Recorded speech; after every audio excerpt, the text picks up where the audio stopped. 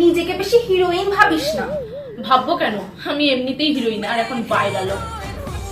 কুটোটি নেড়ে দুটোটি না করে সারাক্ষণ শোকেসের ভেতর সেজে বসে থাকলে তো হিরোইন হবে।